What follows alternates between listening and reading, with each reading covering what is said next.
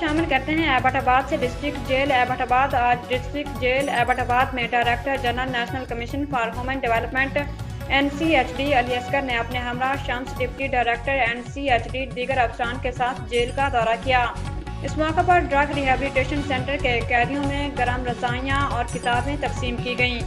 اسی دوران deputy commissioner Abbott آباد سرمد سلیم اکرم صاحب نے اچانک ڈسٹرکٹ جیل ایبٹ آباد کا دورہ کیا اور جیل کے تمام حصوں بشمول بیرکس، ای کورٹ، جوینیل سیکشن، خواتین احاطہ، library, computer lab, person industry اور دیگر شعبہ جات کا تفصیلی معائنہ کیا۔ ڈپٹی کمشنر نے جیل میں فراہم کی جانے والی سہولیات، صفائی کے انتظامات، کھیلوں کی سرگرمیاں، تعلیمی اور فنی تربیتی پروگرامز، بحالیاتی مرکز، صنعتی یونٹس اور خوراک کے معیار کا جائزہ لیا اور ان تمام پر خوشی کا اظہار کرتے ہوئے جیل انتظامیہ کی کاوش کو سراہا۔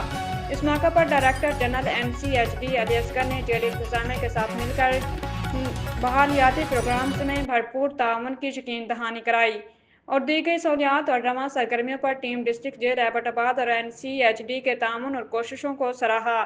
ڈپٹی کمشنر ایبٹ آباد نے یقین دہانی کراتے ہوئے کہا کہ وہ تمام شاپنگ مالز کو پابند بنائیں گے کہ وہ جیل کی جانب سے تیار کردہ نان ون بیگز خریدیں۔ مزید برآں واسا کی جانب سے جیل کو ٹھوس کچرے کے لیے جلد کنٹینرز فراہم کیے جائیں گے۔